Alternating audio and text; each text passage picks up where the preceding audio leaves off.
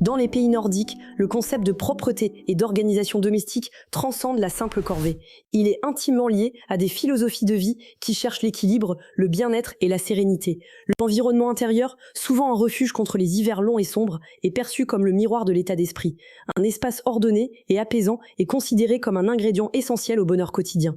Cette approche holistique repose sur 3 concepts fondamentaux: le hygge danois, le lagom suédois et le döstädning, une autre pratique suédoise. Le hygge, prononcé Uga, est un état de bonheur et de confort que l'on trouve dans les plaisirs simples de la vie, souvent associé à une atmosphère chaleureuse et conviviale.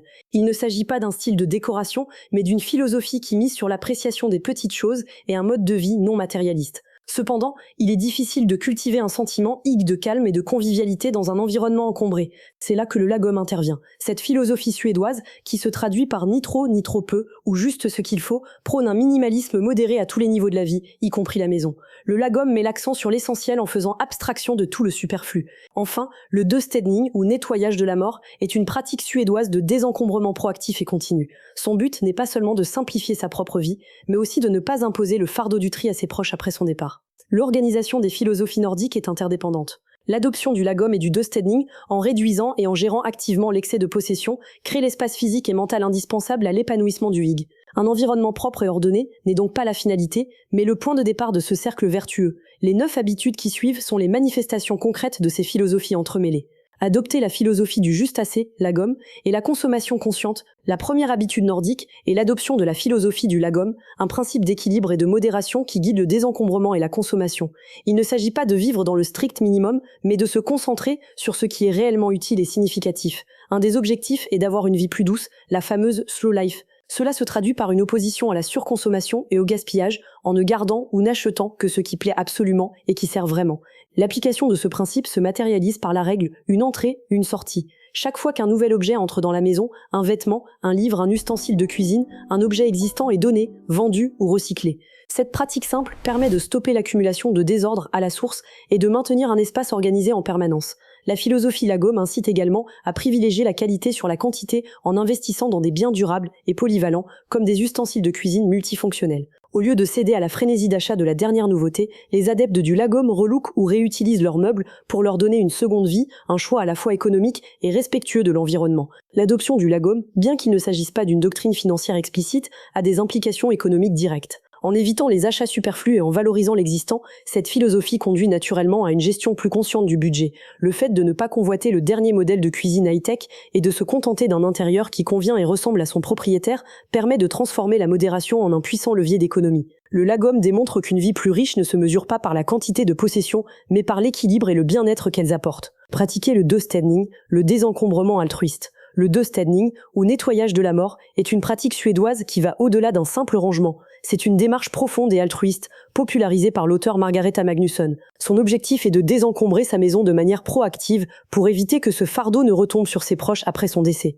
Pour pratiquer le döstädning, il est conseillé de commencer par les espaces les moins sentimentaux et les plus encombrés, tels que le grenier ou le garage. La méthode de tri se déroule en 2 étapes. D'abord, on s'attaque aux objets volumineux comme les meubles et les gros cartons pour créer instantanément plus d'ordre et de clarté. Ensuite, on passe aux objets plus petits, comme les bibelots, les livres et les vêtements, en ne conservant que ce qui est réellement nécessaire ou significatif. Un élément crucial de cette démarche est la communication avec la famille. Il est recommandé d'informer ses proches de l'initiative et de les consulter sur certains objets qu'ils pourraient souhaiter conserver, ce qui facilite la transition et réduit les conflits potentiels. Une différence fondamentale existe entre le döstädning et d'autres méthodes de rangement comme le KonMari.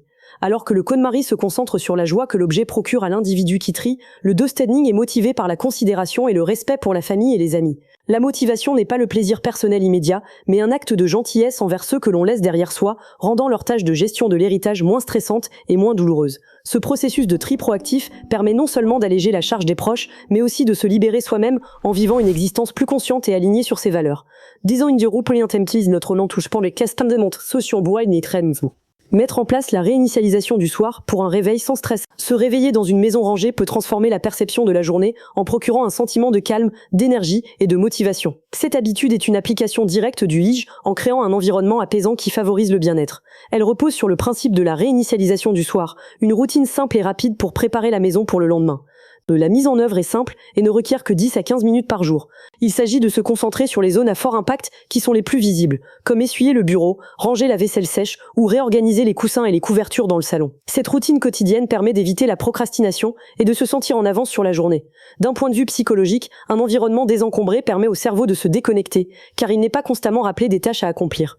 En mettant de l'ordre à la fin de la journée, on met également de l'ordre dans ses pensées, ce qui est essentiel pour une bonne santé mentale et une meilleure qualité de sommeil. Nettoyer en couche pour une propreté constante. L'approche suédoise du nettoyage par couche est une stratégie pragmatique qui permet de maintenir l'ordre sans se sentir submergé. Elle est particulièrement adaptée au mode de vie rapide, en empêchant l'accumulation du désordre et en maintenant un équilibre constant. Cette méthode s'aligne parfaitement avec l'idée du lagom, le juste assez, en évitant les efforts trop importants au quotidien. Cette approche se décompose en deux niveaux. Le premier est le nettoyage superficiel quotidien, qui consiste en de petites actions pour que la maison paraisse visuellement en ordre.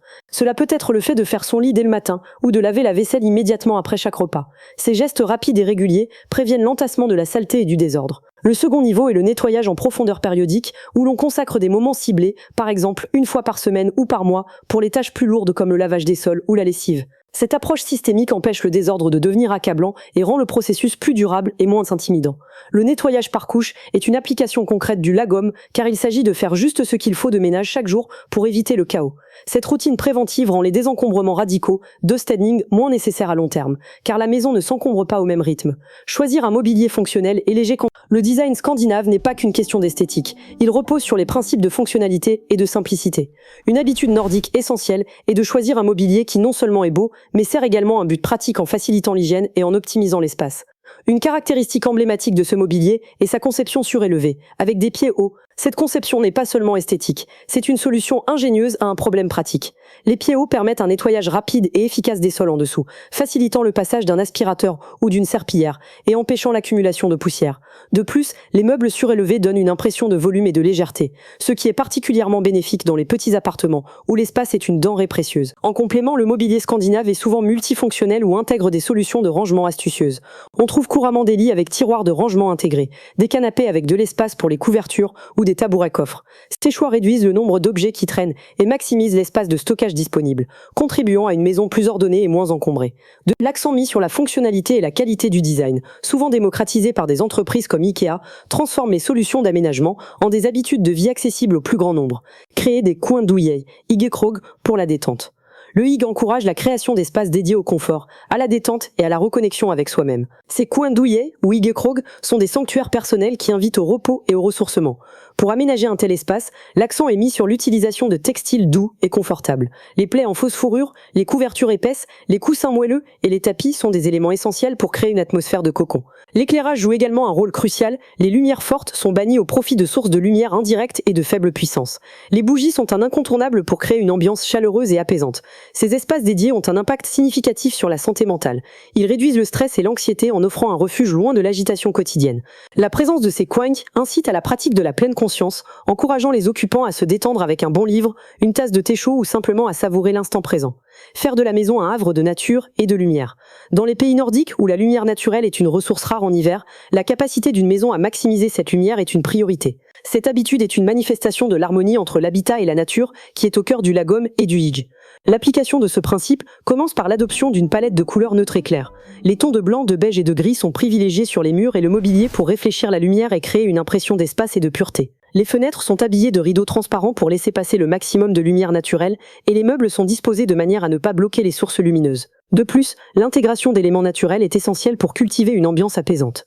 L'utilisation de matériaux bruts comme le bois, le lin et la laine dans le mobilier et les textiles crée une connexion avec l'environnement extérieur. Les plantes vertes ne sont pas de simples décorations, elles contribuent à l'amélioration du bien-être en créant un lien avec la nature et en ayant des propriétés anti-stress ou dépolluantes. Cette habitude de privilégier la lumière et la nature contribue à un sentiment de sérénité et à la clarté mentale. Cultiver des rituels de bien-être par le ménage. L'approche nordique du ménage est profondément liée au bien-être mental. Loin d'être une simple corvée, le nettoyage peut être transformé en un rituel bénéfique. La propreté n'est pas seulement une question d'esthétique, mais une façon d'améliorer sa santé physique et psychologique. Plusieurs études en psychologie environnementale ont démontré que l'encombrement physique augmente le niveau de cortisol, l'hormone du stress. Inversement, un environnement propre et ordonné procure un sentiment de calme et de contrôle sur sa vie. En faisant le ménage, on met de l'ordre dans son environnement physique, ce qui a un effet direct sur l'ordre dans ses pensées. Transformer le nettoyage en un rituel de pleine conscience est une pratique nordique courante. L'action de ranger peut devenir un moment méditatif, où chaque geste est une invitation à libérer l'esprit de ses entraves. Le simple fait de remettre un objet à sa place ou de nettoyer une surface déclenche des réponses neurologiques de satisfaction et de soulagement. Ce sentiment d'accomplissement, même pour une petite tâche, renforce l'estime de soi et la motivation. De plus, de la même manière que le nettoyage physique libère l'espace, la journalisation peut être utilisée pour désencombrer l'esprit de pensées négatives et d'inquiétudes, créant un espace mental propice à la créativité. Pensée, famille et convivialité pour des espaces dynamiques. Les maisons scandinaves sont conçues pour favoriser l'interaction et la vie en communauté, reflétant l'esprit social du hygge et du misig, un mot suédois pour un espace accueillant et épanouissant. L'organisation de la maison devient un outil pour renforcer les liens sociaux et familiaux. Une habitude nordique simple mais très efficace pour maintenir la propreté et le retrait des chaussures à l'entrée. Cette coutume norvégienne est une mesure d'hygiène simple qui empêche la saleté de se propager dans le reste de la maison. De plus, elle signale symboliquement que l'on entre dans un espace de confort et de détente. Dans le salon, le mobilier est souvent disposé de manière à encourager la conversation plutôt que la consommation passive de médias. Par exemple, le canapé peut être remplacé par des fauteuils autour d'une table basse pour favoriser l'échange entre les membres de la famille et les invités. Les télévisions sont souvent discrètement dissimulées ou reléguées dans une pièce dédiée pour ne pas être le point central du salon. Enfin, l'organisation de la maison est considérée comme un effort collectif, impliquant tous les membres de la famille. L'inclusion des enfants dans le processus de rangement, en les laissant choisir certains accessoires de décoration ou en utilisant des solutions de rangement modulaires comme des boîtes et des panneaux perforés, leur apprend la responsabilité et le goût de l'ordre. Conclusion. La sérénité nordique, un cheminement personnel et durable. Les 9 habitudes nordiques de propreté et d'organisation ne sont pas de simples astuces de ménage, mais les manifestations pratiques d'une philosophie de vie profonde. Elles s'entremêlent pour former un système holistique où l'ordre physique est une condition préalable à la sérénité mentale. En adoptant le principe du lagom, qui prône l'équilibre et la consommation consciente, et en pratiquant le dostedning, qui libère l'espace de manière proactive, on crée un environnement propice au hygge, ce sentiment de bonheur et de convivialité. Le chemin vers une maison plus propre et organisée ne se fait pas en une seule fois, mais à travers des gestes simples et réguliers. La routine de la réinitialisation du soir, le nettoyage par couche et le choix de meubles fonctionnels transforment les corvées en rituels durables. De plus, en faisant du ménage une pratique méditative et en aménageant la maison pour favoriser les liens familiaux, on renforce le sentiment de contrôle sur sa vie et on cultive le bien-être. En fin de compte, l'objectif n'est pas la perfection, mais le progrès. Ces habitudes sont une invitation à ralentir, à se reconnecter à l'essentiel et à transformer son foyer en un refuge apaisant et accueillant.